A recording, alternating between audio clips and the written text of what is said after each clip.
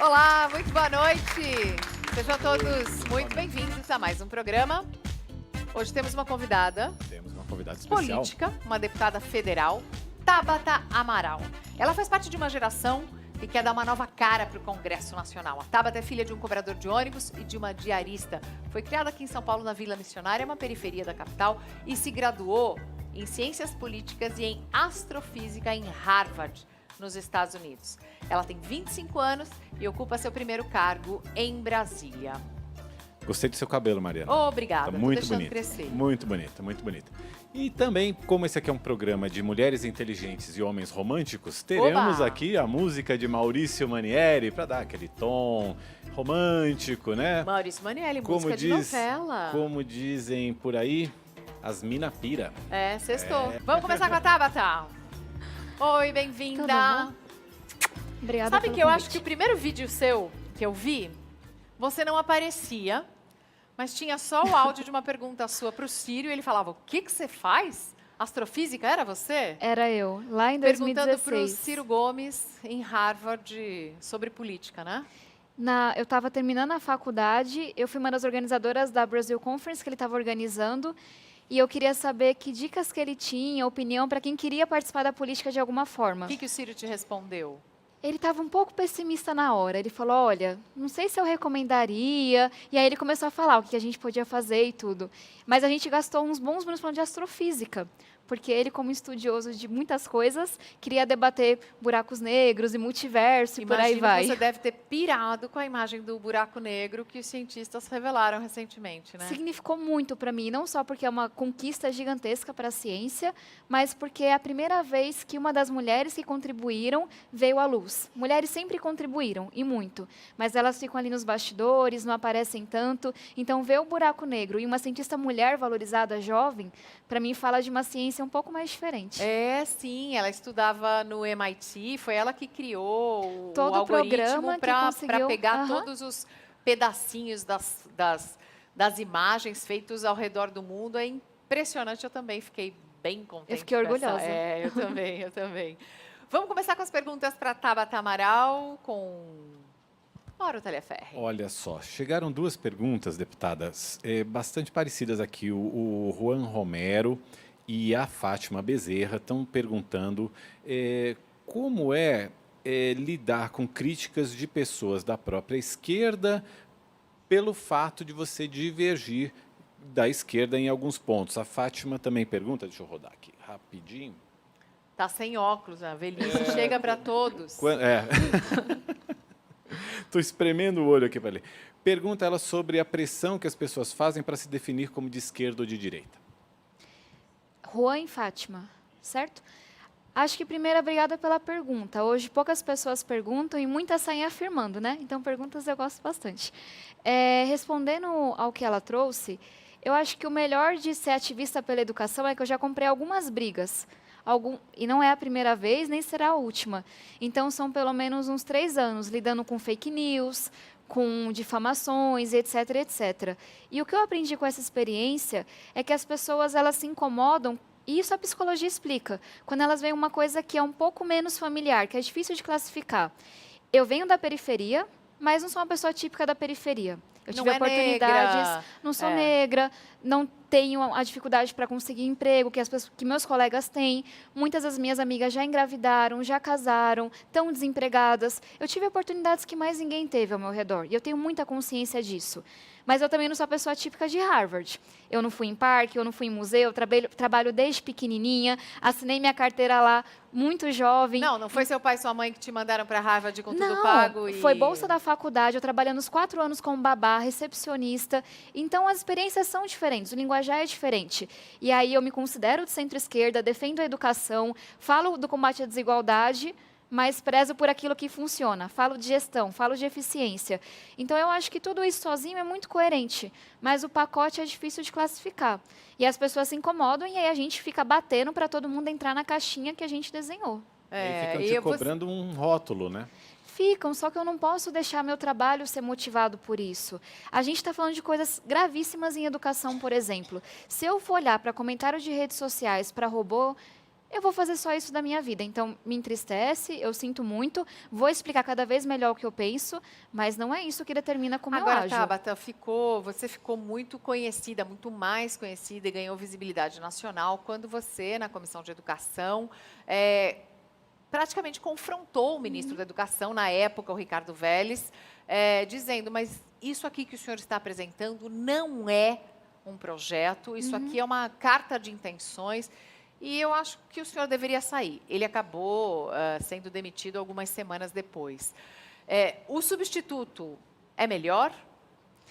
Eu acho que isso o tempo vai dizer para a gente. Temos o benefício da dúvida, mas eu tenho algumas preocupações. E eu tenho algumas preocupações em 3 sentidos. Independente de quem está ali, ele chega com 3 meses e meio de atraso. Educação é uma pasta muito complexa, com muito financiamento, com muitas pessoas empregadas. É o maior problema do Brasil, na minha opinião, e ele herda muito pouco do Vélez, muito pouco ou quase nada. 3 meses e meio de atraso. É um desafio de gestão. Trabalho mesmo, herda quase nada, né? É trabalho, assim, as avaliações paralisadas, o Enem ameaçado, os principais programas travados, engavetados no MEC, sem discussão sobre financiamento. O Enem ameaçado por causa da gráfica? Por causa da gráfica e por uma questão de planejamento também. Quando a gente pega as principais linhas e tarefas do Ministério da Educação, a gente não tem um calendário de entregas. A gente não tem as coisas que já deveriam ter sido feitas. Então, tanto que lá na Câmara, a gente aprovou uma comissão externa para acompanhar o MEC. Porque não dá para eu esperar mais 3 meses e meio, avaliar e falar, não foi feito nada, não vai ter Enem, a gente não vai analisar a alfabetização, não vai cuidar de professores. Então, a gente tem que acompanhar muito porque é difícil. E aí, qual que é a minha preocupação? Um bom gestor se rodeia de pessoas que têm muito conhecimento técnico.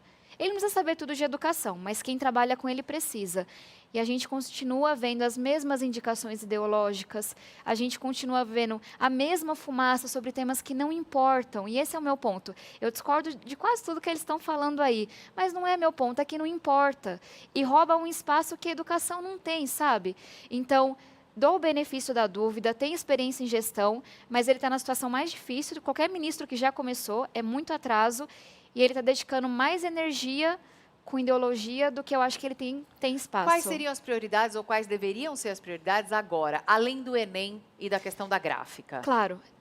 Primeira coisa, a gente precisa implementar a reforma, a base comum curricular, que foi discutida, foi consensuada, etc. Só que agora a gente tem que pegar 5.570 municípios, 26 estados, o DF e adaptar para um currículo. Os municípios precisam de ajuda. O MEC tinha um planejamento para fazer isso, paralisado. A gente tem que falar da reforma do ensino médio também. Foi desenhada a diretriz, a gente sabe que o ensino médio, ele está falhando. Cada vez tem menos jovens querendo terminar o ensino médio, não faz sentido, travado também. Política Nacional de Formação de Professores. A gente tem informações muito deficitárias, muito deficientes, que são muito mais teóricas do que prática, que permitem cursos inteiros à distância, para a profissão mais difícil que eu conheço, que é a de professor, que são muito pouco especializadas. Então, quem é pedagogo tem a mesma formação de quem vai ser coordenador, vai ser gestor, etc. Então, Política Nacional de Formação de Professores, de valorização.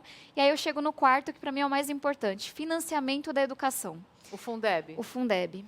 E a gente tem que se apropriar desse tema. O Fundeb, ele cobre hoje, cada R$10 da educação básica, 6 estão sendo regulamentados pelo Fundeb, financiados pelo Fundeb. É transporte escolar, é infraestrutura, formação de professores, salários, tudo que importa na educação básica. E o Fundeb que a gente tem vence no próximo ano. Vence em 2020? Vence em 2020. E se a gente não faz um novo Fundeb, não coloca na Constituição, a gente vai deixar desamparado vários municípios, sendo que a grande maioria deles hoje tem menos de R$400 por aluno mês, para dar conta de tudo da educação, de salário e infraestrutura. Então, é uma coisa muito urgente. O MEC não fez essa discussão ainda. A gente tem uma proposta no Congresso de colocar na Constituição, fazer mais redistributivo, aumentar a participação da União. Só que o Ministério da Economia, que é quem opinou sobre o Fundeb até hoje, tem uma visão muito simplista de que tem muito dinheiro para a educação. E aí não olha para a desigualdade, não olha para professores. Então, essas são minhas maiores preocupações. Se eu pudesse resumir, e a gente tem que acompanhar. Não dá para esperar mais 3 meses e meio, não. Deputada, o que é que tem na sua trajetória como estudante de escola pública que foi diferente ou na sua atitude que te levou a chegar onde você chegou? A gente sabe que não é o que está Não é a acontecendo regra. com a maioria dos jovens aqui no Brasil. O pessoal sai da escola quase sem saber ler direito, sem saber fazer conta direito. O que a sua trajetória teve de diferente? Para mim são duas coisas e as duas motivadas por professores. Quando eu estudava na Escola Estadual Isaltino de Melo, ali perto de Santa Amaro, Sabará, a gente teve a primeira OBMEP, lá em 2005. O que é isso? É a Olimpíada Brasileira de Matemática de Escolas Públicas, que vai acontecer agora e todo mundo deveria Opa, participar. Olimpíada Brasileira de Matemática. Maior Olimpíada do mundo, já chegou a 13, 14 milhões de participantes. E foi a primeira versão. Ninguém sabia o que era aquele negócio. Só sabia que era uma coisa assim, meio competição. E uma professora falou, vai ter uma prova. E eu sei que você gosta de estudar. Sempre era quietinha, gostava, tudo. E ela se dispôs a me preparar nos finais de semana. Professora de matemática de escola estadual. Fui medalhista de prata na primeira Olimpíada. Fui Cadê pra você? Aquela de aparelho no não dente? Não está favorecendo muito, mas é de aparelho, cabelo bonitinha. comprido. Essa foi na Ibero-Americana de Química, eu fui medalhista de ouro. E tem participantes do México, da Venezuela, de Portugal, do Brasil. São meus amigos até hoje. Isso é muito legal. Então, a Tabata é uma menina que sempre foi estudiosa, que participou dessas Olimpíadas, englobando todas as escolas públicas. Você pegou medalha de prata, então, nessa primeira Olimpíada Na primeira de Matemática. Mas ela já ganhou... Quantas medalhas você ganhou no total? Umas 40. Ah, que delícia! Eu sou uma pessoa bem nerd, né? A gente tem E que falar sua sobre mãe e isso. seu pai ficavam super orgulhosos? Eles sempre ficavam um pouco preocupados e me apoiavam. Porque quando eu ganhei essa medalha de matemática, eu fui para a escola particular. Era 1h30 da minha casa. Eu tive os 5 anos que eu fiquei naquela escola, 4 anos e pouquinho, 2 camisetas. E o sapatinho rasgado. E às vezes faltava dinheiro para almoçar. E eles viam o quanto que eu ficava preocupada, que eu não ia dar conta. E era 3 horas no ônibus. Eu lembro que eu cheguei nessa escola particular e começaram a me perguntar o que eu ia fazer na faculdade. Eu não tinha a menor ideia, porque ninguém falava comigo de faculdade. Não é que falavam, você não pode. Não falavam. Para mim, eu ia continuar bordando e vendendo quadros na República, como eu fazia desde pequenininha. Que a gente é uma família de bordadeiras. Você bordava o quê? Ponto cruz? Ponto cruz, vagonite, ponto fita. Bastante talento. Eu vendia bem os panos. Desde pequena, 7, 8 anos. E aí, começaram a perguntar, o que você vai fazer na faculdade? E quando você tem aí seus 12, 13, 14 anos, tem que ter uma resposta para tudo. E aí eu tinha feito uma prova da Olimpíada de Astronomia, assim que eu entrei nessa escola particular. E aí eu falei, olha, eu vou ser astrônoma, porque eu gostei da prova, falava de lua, de estrelas, constelação, e eu não sabia o que era astrônomo ou astrofísica, mas eu coloquei na cabeça que eu ia ser aquilo, para ter uma resposta mesmo. E aí meus pais viam aquilo, a menina quer ser astrofísica. Até então eu bordava, sabe? Eu pegava 3 horas de ônibus, eu escutava piadinhas por vídeo onde eu venho. Então, acho que eles sempre tentavam apoiar, não entendiam 100% o que estava acontecendo, mas desde que a gente estivesse dando conta, eu continuava trabalhando, tentava ajudar em casa.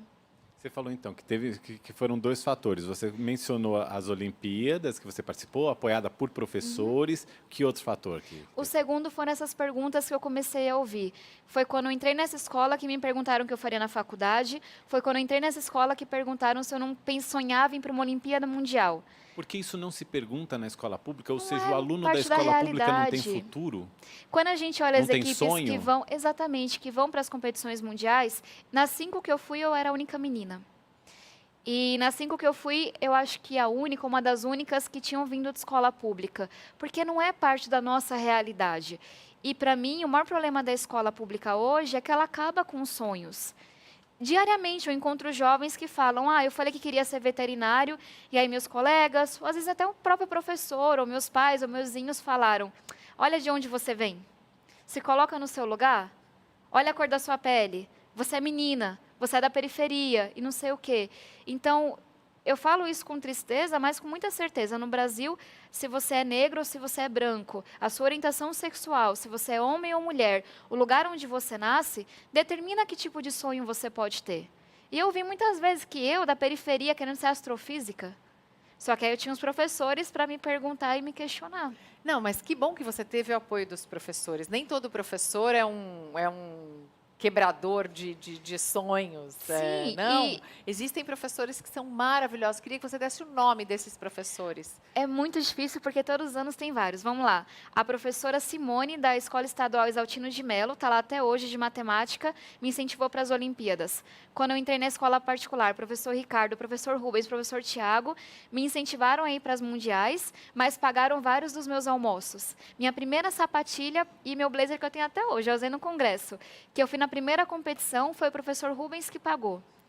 Silvinha, da mesma escola, quando eu vou para a faculdade, que eu cheguei sem falar inglês, sofrendo pra caramba. Você chegou em Harvard. Como é que você entrou em Harvard sem falar inglês? Parece uma novela. Queria muito, depois de ir para as competições mundiais, conhecer gente do mundo inteiro, queria ser astrofísica, que a gente não tem um curso aqui no Brasil. Decidi que ia fazer faculdade nos Estados Unidos. Um ano antes de fazer o vestibular, consegui a bolsa e um curso de inglês. E aí você não aprende. Eu, pelo menos, não aprendo que não sou superdotada. Eu aprendi a fazer a prova. Era um simulado por dia. Fiz as primeiras provas, não tirei o mínimo. Fiz na segunda vez, tirei o mínimo em todas. E aí a gente fala de um vestibular que é muito mais justo do que o nosso. Para mim, nosso vestibular é uma tragédia. É um tipo de inteligência, olha quem chegou mais longe, não quem correu mais. Sou muito crítica ao nosso vestibular. O vestibular americano, eu escrevia redações sobre mim. Contei a história da minha vida, falei sobre a dificuldade que a gente tinha com meu pai com as drogas, falei sobre a história da minha mãe, que engravidou de mim no ensino médio, que é uma guerreira, uma lutadora. Falei que eu não falava inglês, me ajudaram a escrever as cartas. Então, ele tenta olhar quem corre mais e não quem chega mais longe. Fui bolsista em 6 faculdades americanas, ganhei bolsa. Caltech, Princeton, Yale, bolsa das faculdades. No Brasil, eu não passei no ITA, eu não passei na Unicamp, porque eu tinha deficiências no conhecimento. E foi assim que eu fui parar lá. Quer dizer, a universidade americana, ela aceita um aluno porque ela aceita uma pessoa Exatamente. inteira, com tudo que ela é, com tudo que ela tem. A universidade brasileira aceita uma prova, um teste, um resultado. E é por isso que não é justo, porque, enfim, tem algumas crianças e adolescentes que têm muito mais oportunidades Com do que certeza. A outros. escola onde você estudou, como você está no dia da prova. Só que eu acho que o método deles é mais inteligente. Se eu tenho uma empresa, eu quero contratar quem dá conta de correr mais. Quem vai pegar aquele ponto e vai chegar mais longe, que vai ser mais resiliente. E alunos da periferia são resilientes. São mais... São mais assim, Tem garrudos mais, às é. vezes, sabe? E eu acho que eu sou valente por causa disso também. Eu também acho que eu sou valente, gente. Olha, eu venho do interior, eu estudei em escola pública, eu passei na USP, eu pegava ônibus, eu trabalho desde os 15, então também, tamo É i- junto. Boa. É isso. E precisamos de mulheres fortes. Isso não pode assustar as pessoas. E assusta. Assusta. Assusta E eu demais, ainda falo incomoda. grosso. Eu falo grosso. Eu vi, assusto eu mais. vi ali. Fala, Mauro. Deixa eu voltar um pouquinho para a política. Como é tentar estabelecer o diálogo dentro do Congresso? Você chegou agora ao Congresso, está no começo do seu primeiro mandato. Como é que é tentar estabelecer um diálogo o mais aberto possível dentro do Congresso, num ambiente que a gente vive hoje, em que não está favorecendo muito o diálogo? As pessoas estão muito presas às suas próprias opiniões, sem querer ouvir opiniões contrárias. Essa foi minha primeira candidatura, minha primeira eleição, então é a única experiência que eu tenho. Mas todo mundo concorda que esse é o congresso mais fragmentado que a gente já teve. Mais dividido, mais motivado pelo ódio e, para mim, é motivado pelos holofotes da polarização. Quem escolhe um dos extremos, se agarra a ele, tem muito holofote. Tem vários likes, viraliza, etc. Então, os incentivos são para você radicalizar mesmo. E o que eu tenho experimentado na prática é que, ao invés de tentar encontrar um grupo para chamar de meu, uma bandeira para levantar, eu tenho que decidir o tema e encontrar aliados. E eu acho que quando a gente tenta tirar assim, sabe, deixar o coração um pouco de lado e falar sobre um tema, é mais fácil fazer consenso. E você está conseguindo falar com todo mundo? Tô, dependendo do tema. Não são os mesmos atores para tudo. Então, por exemplo, na área da educação, tenho parceiros incríveis na bancada da educação, que é a nossa frente parlamentar. Tenho parceiros incríveis na comissão da educação, no meu partido. vários grupos. Quando a gente fala de inovação na política, de novas práticas, da boa política mesmo. Tenho vários parceiros dos movimentos, como Acredito, Agora, Livres. Tenho parceiros que participaram por formações comigo, como Renova, RAPS. Quando a gente fala da pauta das mulheres, minha segunda pauta prioritária, direito das mulheres, inclusão. Eu estou na Secretaria da Mulher, sou terceira coordenadora adjunta, tenho parceiras na bancada feminina. Salva de palmas para Tabata Amaral, sou fã. Você está sofrendo algum tipo de machismo dentro desse ambiente do Congresso? Ai, Cito, eu acho que tem uma coisa que, para mim, fica muito forte. Eu sempre soube que isso aconteceria. Eu fazia astrofísica. Não é uma coisa assim para mulheres. Eu cresci ouvindo que eu não era boa o suficiente porque eu gostava daquilo, porque eu era menina, ou que, na verdade, eu não era menina o suficiente porque eu fazia astrofísica. Então, eu sempre soube que a política seria arisco, mas é o meio mais arisco as mulheres que eu encontrei até hoje. E eu falo sobre isso porque alguém tem que falar. A gente tem que falar do que acontece. São as vezes que eu sou barrada, e não é só quando eu cheguei, não. Fui barrada ontem. Chegando lá e perguntam se você é mesmo deputada federal. A gente carrega um broche, já me perguntaram onde eu tinha encontrado o broche, aí eu falei, no chão. Que aí você tem que dar umas respostas também. Já me interromperam em votações para perguntar se eu era casada, se eu vinha de alguma família importante, se eu era filha de alguém, se tinha algum homem que justificava eu estar ali. Fala que você é da família Kennedy. Eu vou começar... Eu sempre vou encontrando piadas para eu responder na próxima, que é ajuda. Que mais? A maneira como as pessoas te abraçam, como elas te seguram, que elas não fazem com outros homens, o tanto que elas te interrompem. Já fui chamada de burra, delinquente, débil mental, em plenário, em microfone, que tinha 17 anos. Então, é um meio muito pesado. Mas eu acho que, por trabalhar com a pauta das mulheres e ter muita consciência do preconceito, eu consigo lidar um pouco melhor. Agora, eu tenho que entender... Você vai com esse jeitinho suave mesmo, né? É porque como é muito difícil eu ficar brava. Porque eu tento sempre reconhecer o ser humano que tem no próximo. Pode estar falando um monte de besteira, mas é um ser humano, eu tenho que respeitar. Então, a pessoa meio que desconcerta, porque eu não vou e grito e ataco de volta. Mas tudo isso para dizer que se eu não tivesse crescido ouvindo que sou nerd, que sou inteligente, que não sei o que lá... É muito fácil acreditar que eu não sou. Porque todo dia alguém vai questionar minha inteligência, todo dia alguém vai questionar minha capacidade. Então, fica muito evidente porque as mulheres acabam acreditando que são inferiores. Porque é muita afirmação, é muita evidência de que você não é tão boa assim. Então, é um meio que ele quer te expulsar porque você não deveria estar ali, e eu não deveria estar ali porque sou da periferia, porque sou jovem, porque sou mulher, porque eu estou incomodando. E aí eu acho que o meu papel é incomodar cada vez mais e levar mais mulheres. E para mim, essa é a minha missão dos próximos anos, eleger cada vez mais mulheres. Não importa se pensa igual a mim, não importa se vem de onde eu venho, mas ter mais mulheres para a democracia ser mais forte, metade da população participando, e para o povo se acostumar com a gente ali também. E em termos de projeto de educação, o que você consideraria uma vitória no final do seu mandato? Quando a gente fala de financiamento da educação, por quê? O meu primeiro projeto, então, sempre vai ser especial, foi um que tenta colocar critérios para as transferências que o MEC faz, o Ministério da Educação. Hoje, tem muita politicagem que acontece. Vai o deputado, vai não sei quem e consegue uma verba X para trabalhar naquela área de educação. Na minha visão, o Ministério tem que ter critérios para esse financiamento. Por que eu falo isso? Primeiro, porque tem muitos municípios que não atingem o mínimo de financiamento. R$400, menos do que isso, por aluno por mês é muito pouco. A gente tem que falar de um mínimo de qualidade, todo mundo respeitando o piso salarial. Isso não é negociável. Mas, a partir daí, na minha visão, financiamento tem que levar a mais qualidade. E hoje, você vê municípios com diferentes níveis de financiamento, não tem nenhum impacto na qualidade. Porque tem corrupção, tem desvio, não tem boa gestão e por aí vai. Então, com esse projeto... O MEC não tem nenhum sistema para fiscalizar depois o uso do dinheiro que ele direciona. Ele só direciona, ele não fiscaliza. Tem, mas é muito deficitário. É um sistema super complexo, que os prefeitos não sabem acessar, que o MEC se enrola. Então, para mim, tem que ter critérios muito claros para onde o MEC vai mandar dinheiro, e é isso o primeiro projeto. Então, por exemplo, 2 tipos de critérios. Investiu em professores, investiu em alfabetização, acabou com indicação política para diretor. Maioria das cidades no Brasil indica diretor porque o vereador mandou. Isso é absurdo. Aí, você recebe investimento.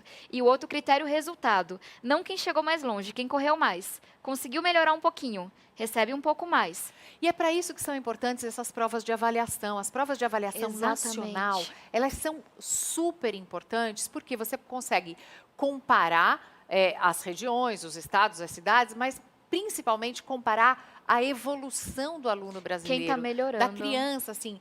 As crianças estão melhorando, estão compreendendo mais, estão escrevendo melhor, compreendendo o texto que elas leem.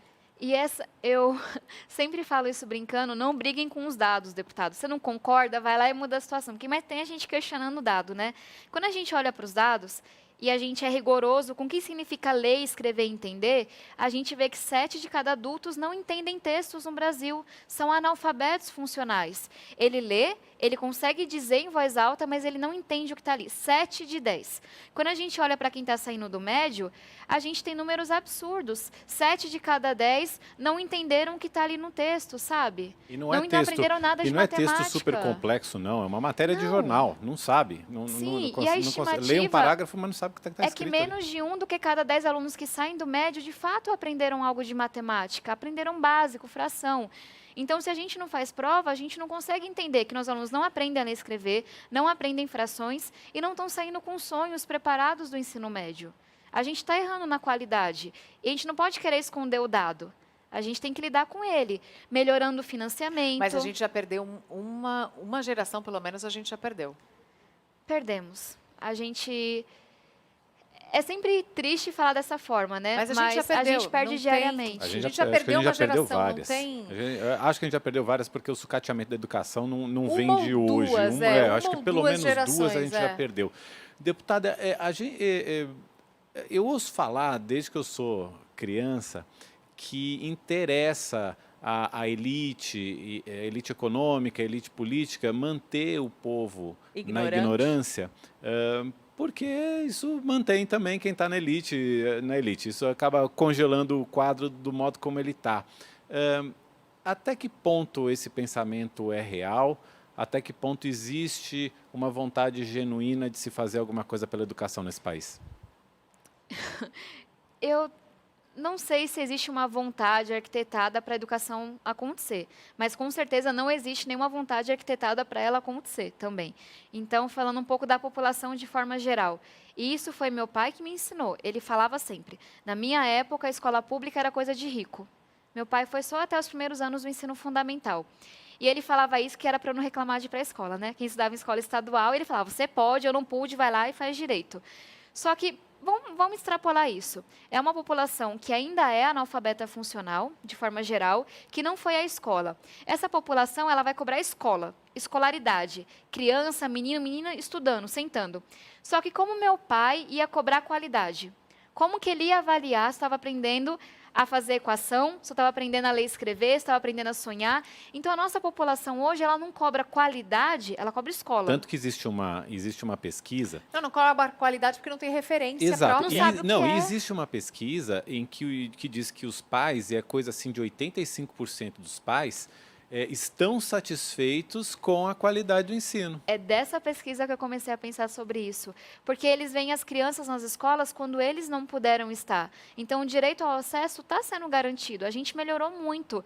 Agora, quem vai questionar a qualidade? Na minha visão, é essa geração que está aqui agora. É essa geração que, pela primeira vez, está terminando o ensino médio, está tendo acesso ao ensino superior, muito aos trancos e barrancos, com muita deficiência, mas está sentindo a falta que uma educação de qualidade faz. E aí eu coloco uma esperança mesmo nos movimentos de jovens. Só para dar o crédito da pesquisa, eu lembrei, eu fiz uma série aqui no Rede TV News no ano passado sobre educação. Esses dados foram feitos pela Varkey Foundation, que é uma fundação internacional que dá o prêmio Nobel uma espécie de Nobel de educação todo ano. Eu fui cobrir lá em Dubai, e aí esses dados são da Varkey Foundation. Você mencionou uma fundação, eu quero perguntar para a Tabata, porque tem muita gente que fala assim, a Tabata Amaral, aquela que foi financiada pela Fundação Lehman.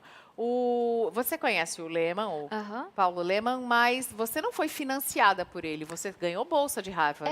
E tenho muito orgulho, eu sou membro da Fundação Lehman no sentido de que eu participo das formações, eu conheço a rede, porque eles têm uma rede de pessoas que querem impactar o Brasil. Então, estudam fora e voltam para trabalhar no setor público, com saúde, educação, etc. Só que eu nunca recebi dinheiro por ser bolsista da Fundação Lehman, porque minha bolsa é de Harvard. Então, são as pequenas coisas que as pessoas... Tabata recebeu dinheiro de não sei quanto, portanto, é de direita. E aí vem falando, não, ela não é, porque eu vi que ela é comunista. E o povo fica nessa briga nas minhas As redes pessoas sociais. ainda não sabem até hoje se eu sou coxinha ou petralha. Deixa ele. Mas é assim, as pessoas se engajam em, sei lá, 100 comentários tentando provar, mas não é provar o que eu sou. Eu sou comunista ou eu sou de extrema direita? Opa! E aí, Eu uma amo foto, essa cadê? foto. É você do lado do Barack Obama? Você viu que meu cabelo foi evoluindo, né? Ó, por que tá todo mundo de azul claro? Vocês combinaram? Não, o que aconteceu? Quando o presidente Obama veio ao Brasil, eles contataram 11 jovens que eles entendiam que estava tendo impacto no Brasil, de alguma forma. E a gente não se conhecia até esse dia. Aí a gente chegou, se reuniu, todo mundo tinha passado mal na noite anterior, de nervoso. Eu chorei na minha fala. E aí a gente ficou super amigos depois, porque para todo mundo foi muito impactante. E para mim é uma referência gigantesca na política. De O alguém Barack que Obama. exatamente. Se preocupa com a desigualdade, quer transformar o mundo, mas é muito pé no chão, sabe? Está mais preocupado com a prática do que com os rótulos. Sim, é muito importante ter um certo pragmatismo. É isso que a Tabata fala. A gestão é muito importante, a administração é importante. E é preciso fazer a máquina girar. Não dá para ficar só discutindo o sexo dos anjos. Até e queria- ficar na briga, briga, briga e na retórica. Queria É te uma perguntar um pouco inspiração. sobre isso. Você falou um pouco do que te levou a Harvard. Agora, o que você traz de Harvard para o Brasil, para o Congresso, para a periferia? Eu acho que o valor que eu mais aprendi na faculdade foi o quanto a formação humana é importante. No Brasil, a gente não tem essa cultura de formar as pessoas. A gente claramente, do ponto de vista político, não valoriza a formação humana, esse capital humano. E Harvard é sobre trazer as melhores pessoas. Não é a estrutura, não é os menos 30 graus que eu peguei, não é a comida que não é tão boa assim. São os professores, os alunos que são maravilhosos. E são as pessoas com os maiores sonhos e mais apaixonados. É o melhor violinista do mundo, é o maior matemático do mundo, é o professor que é referência naquela pesquisa. Então, quando você fica 4 anos lá, você vê a importância de pessoas. As melhores pessoas ao seu lado. Qualidade humana. Qualidade humana. Então, por exemplo, quando eu fui eleita, o comum é você indicar quem vai trabalhar com você, né? O amigo, não sei das quantas. E eu, não, se pessoas é importante, eu quero a melhor equipe que eu posso ter nesse momento. Com outros 2 parlamentares do Acredito, que é o Alessandro e o Felipe Rigoni, a gente fez um processo seletivo, 13 mil candidatos para escolher nossas equipes. E eu tenho certeza que eu tenho uma das melhores equipes do Congresso, porque veio gente quase do Brasil inteiro, uma equipe super diversa, temos 2/3 de mulheres, 1/3 de homens, metade de pessoas negras, pessoas da periferia, do centro, e é uma equipe muito capacitada, porque é dinheiro público, é o meu trabalho, eu não posso indicar meu coleguinha. Tem que ser a pessoa mais bem formada, mais capacitada. Então, para mim, esse é o maior valor que eu aprendi lá. Tabata, quais são os seus planos para o futuro na política? Essa é uma pergunta que eu ainda não sei responder, por mais que eu ouça ela muito. Eu sempre me vi como ativista pela educação. Então, se somar os últimos anos, já trabalhei como professora, escola pública, privada, secretaria de educação, movimento social, rádio, empresa, um monte de coisa, sempre em educação. Então, quando eu olho para a política, é minha última tentativa, no sentido de eu não vejo outro lugar para atuar, para poder impactar a educação pública. Porque todos os lugares que eu fui, chegava nessa barreira da política. O prefeito não quer, politicamente é difícil. Não é técnico o problema, é de política. Então, hoje, eu vejo que eu consigo fazer muito no Congresso para a educação. E eu vou completar meu mandato, e esse é um compromisso que eu tenho muito firme. Agora, o que vai fazer mais sentido daqui a 4 anos? Se é ir para outra posição, se é tentar a reeleição. Isso eu tenho que tentar primeiro no Congresso, sabe? Ver se eu consigo impactar, se eu consigo fazer, mas eu espero que eu seja sempre uma ativista pela educação em que eu não me torne uma política por ser política e esqueça do objeto meu que é a educação. E a astrofísica ficou onde? Acho que no hobby, assim como a pintura, os bordados. Eu ainda leio notícias de astrofísica, eu super acompanho, mas na hora que eu mudei meu curso principal, a pesquisa ela é muito rápida, então seria muito difícil para voltar. Porque acontece tudo muito rápido, com muita informação, você perde a habilidade de programar. Então, hoje eu só acompanho mesmo e me Plutão inspiro. deveria recuperar o status de Não. planeta ou não? Não, deveria não, e eu não vou comprar essa briga com as pessoas não, porque tem muitas regras claras. Eu vou brigar com o Newton deGrasse Tyson até morrer. Não deveria. Derrubaram Plutão no Derruba- tapetão, Pô, né? eu gostava de Eu Plutão. também gostava.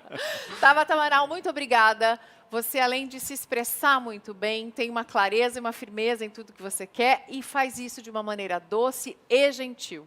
Obrigada. Desejo a você muito sucesso na sua carreira e que você consiga contribuir para o Brasil ainda mais.